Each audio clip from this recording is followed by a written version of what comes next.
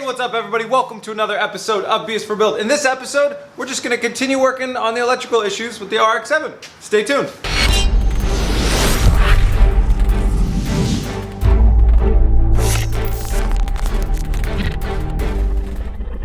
When Mark was in the shop a few days ago and heroically helped me start the RX-7, he mentioned that he might like this bumper for one of his projects, and he happens to have some of the wiring that I think I need for the transmission set up, the transmission harness. So I decided let's head down to Mark's shop. I'm gonna go ahead and load this in the FJ. Now that we fixed the M5, I get my FJ back. Let's load this thing in there and head down to Mark's place.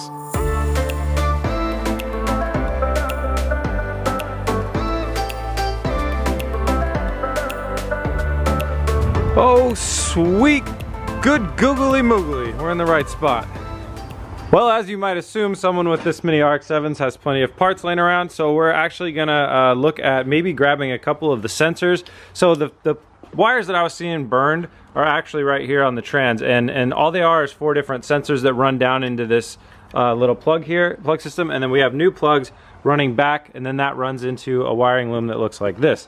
So we're just gonna try and harvest a few of these sensors out of here, and then I'm pretty much set. All right, I'm making out like a bandit here. So I traded my bumper and I got the wiring stuff that we need. I got a metal reservoir because the plastic ones sometimes crack. And then we got a, this is a cat delete pipe right here. So we'll get that exhaust a little bit more free flowing. I'm stoked. Let's load it up and get back to the shop. All right, we're back in the shop and I'm actually pretty excited to get going on the wiring. I don't know if anybody's ever said that, but I'm super stoked to get started on the electrical. But before we do that, the last, yesterday's episode just dropped and there were some good comments about the brake lights, and they're saying, Chris, it could just be the brake light sensor on that brake pedal. And I did not think of that. So let's go ahead and get the camera set up back there to monitor the brake lights. Let's see if I can get it fixed.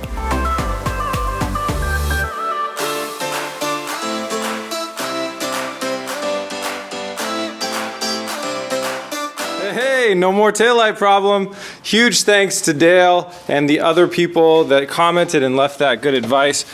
Inside there's a sensor you can see right behind that bundle of wires. There's a sensor, and as the brake pushes down, it lets that sensor go away. You can kind of see it doing its thing right there. And when it goes away, that's when the brake light turns on. And where you see that little black thing right there, that's what I just had to add to plug that hole. When that hole is open, that sensor actually goes straight through it, and that sticks your brake lights on because it thinks that the brake pedal is down. So that's one thing fixed. That's awesome. Now that that's done, let's get that alarm system out of there.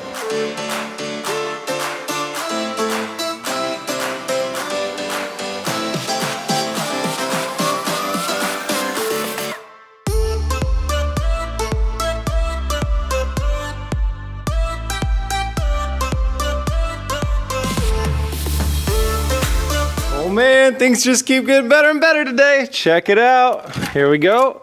And we now have dash. And with the dash in, we have windows. Power. There we go. Power windows. Those are a little slow and the buttons are a little sticky, but we do have them. So here's what was going on. It wasn't the alarm system. Definitely not it at all. It was 2 things. We had a blown fuse. The fuse that went to the dash was blown, so I checked the fuse panel. I thought I had done that already, but I had not. And then the other weird thing is that this fuse panel cover either is not for my car or just was a little nondescript. You see that center spot right there that it has blocked out, right? Camera, come on. That was empty on my car, but that happens to be the power window fuse. So once I threw the right 15 amp fuse in there, we were good to go. So, we have a dashboard, we have power to the radio, we have power windows, we have blinkers. It's blinking fast. Let's do some inspecting here. Got no love up front on this one, but that bulb definitely looks like it's seen better days. Same with that one. Let's see about the other side here. Those are the headlights.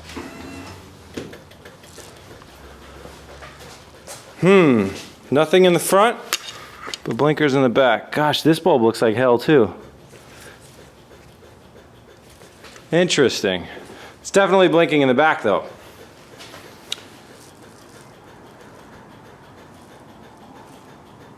See if we can get these bulbs fixed.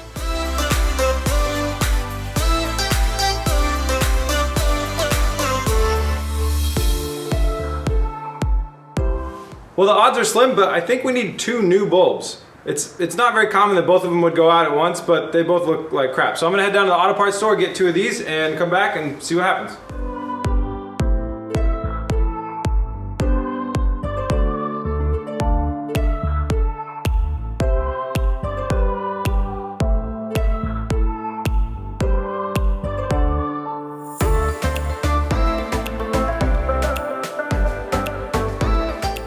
Okay, I went and grabbed some new bulbs, and the new bulb immediately fixed this one, but did not fix this side. And that is because there's just too much corrosion. Now this car did live on a beach, so there's, you know, it's not in too bad shape, but a lot of these things that were kind of hanging out in the front bumper area, they've seen probably a little bit of misty saltwater air in their time. And that's probably why we had problems with the grounding connection up here. And now we're having problems actually with grounding on this. So I verified with the multimeter that the hot and the ground wire both are getting the right signal and the right power. It's just this little plug connector that is having issues. Now, I don't know where to buy one of these really quickly, so I'm gonna try and repair it instead. So I got some cleaning brushes and a soldering iron, and I'm going to try and clean the connection. It's between this wire and this base piece right here. And I'll clean that up, solder the wire to the base thing a little bit harder, and hopefully that'll make the connection, and then the bulb will be consistent.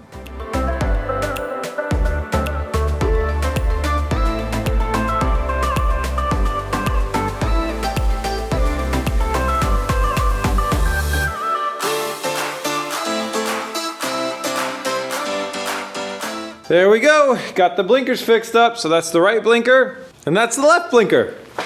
We've now got taillights, blinkers, headlights kind of, dashboard.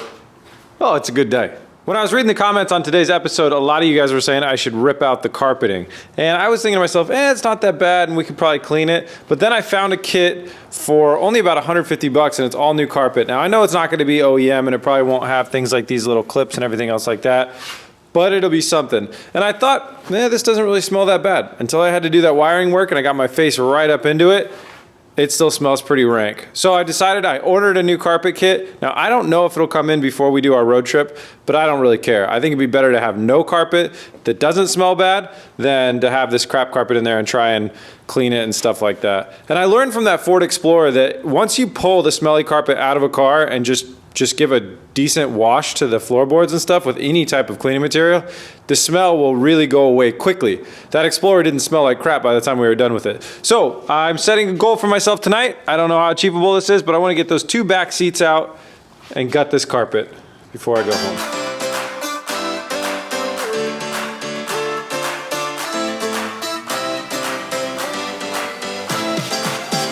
Back seat is out and I'm really glad I pulled it out, but it was extremely hard. So the only way you can do it is there's these clips in here and they like clip down on a piece of metal inside the car, and you pretty much just have to get your shoe on it and crank that thing backwards, pop that off towards the rear of the car, and then you could pull up on it and that'll pull it out. But these are waterlogged, so I'm really glad I pulled them out. We'll do some mold removal on all that and let those dry out.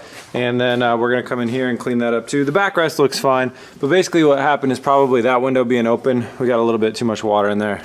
But that gives me the opportunity now to try and remove some of this carpet. Let's try and pull it out. Oh, first, respirator.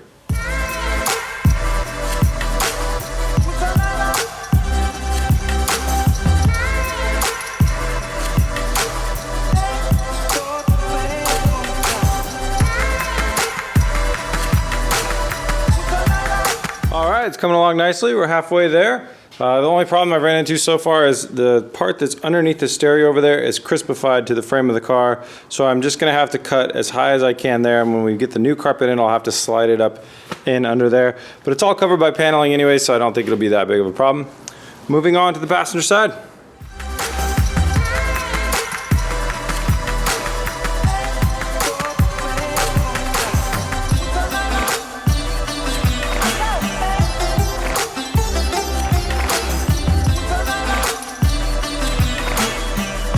All right, right, I got the other side gutted. I'm starting to think that the fire was probably not actually caused by the driver smoking and it falling down through, because you'd have to be pretty absent to not notice a cigarette burning a hole through your shifter boot, through the other boot, and then falling down in the transmission tunnel. I think some of the wires down there in the transmission harness probably got old and frail and eventually corroded enough that their sheathing kind of came off of them, the insulation came off of them, then they sparked, they touched, and there was enough oil around the transmission and in that area, oil and grease, that it started a fire underneath there, which then went from there and up this way. That would be my guess. It's hard to make fire go down. It's not hard, but it's less likely. It's a lot more likely that fire would go up. So I think it went from down there, started on the transmission, and went up. And we will work on rewiring that transmission stuff tomorrow. All right, I think I'm gonna call it for today, but damn, what a good day it was. We hit some serious milestones. So we got all the electrical working in the interior. That's the big one. We got the lights, we got the blinkers, we got the dashboard, we got everything. I mean, that was my big worry, that was my big concern. We took out all the hackery that the previous owner had done before, so there's no extra wiring or weird wiring anymore. And so, I mean, over the last week we figured out, okay, we got a running engine and now we have working electrical. It's kind of back to a normal car again. Now it obviously needs some TLC, but that's awesome. So I think I'm gonna try and pull a trip permit and get this thing on the road, because we know those things work here in the shop, but that's not really under stress. But regardless of that, I'm really tired right now, so I'm not as like excited looking as I really am, but I'm really, really excited that we solved the electrical problem in this one. And it was something simple, fuses, who would have known? That weird fuse panel thing with the blank. Oh well, you know? Any result, if it's a good result, is a result. So that's awesome. Thanks to our sponsor for this series, JDM Buyer. If you want to get your hands on some JDM parts, like how I just got my hands on some JDM fenders for this car, contact JDM Buyer. There is a link in the description. They can hook you up with how to bid and buy parts from Japan and ship them over here for your ride. And if you want to import a car like I just did with this one, hit up their partner company, RB Motoring. Other than that, how about new merch tomorrow? We're gonna drop some new merch tomorrow, and we'll probably make it. Tomorrow might be a little bit more of a mellow day. I'm not really sure, but we've had a lot of days in a row of work on this car, and I want to take Chelsea out on a date. But I'll bring you guys along. Why the hell not? But there's also some really cool stuff that I want to do on the car tomorrow too, so I'll have to find a way to fit it all in there. Anyways, that's for tomorrow. Thank you guys so much for watching today. I do appreciate it. I appreciate you all so much. The support for the channel, the growth that we've been having recently, which just, it's all just so good. It's so positive. I'm so thankful. So this is me saying thanks to every single one of you that watches and watches till this point as well. Love you guys. All right, that's it. I'll see you tomorrow. Peace.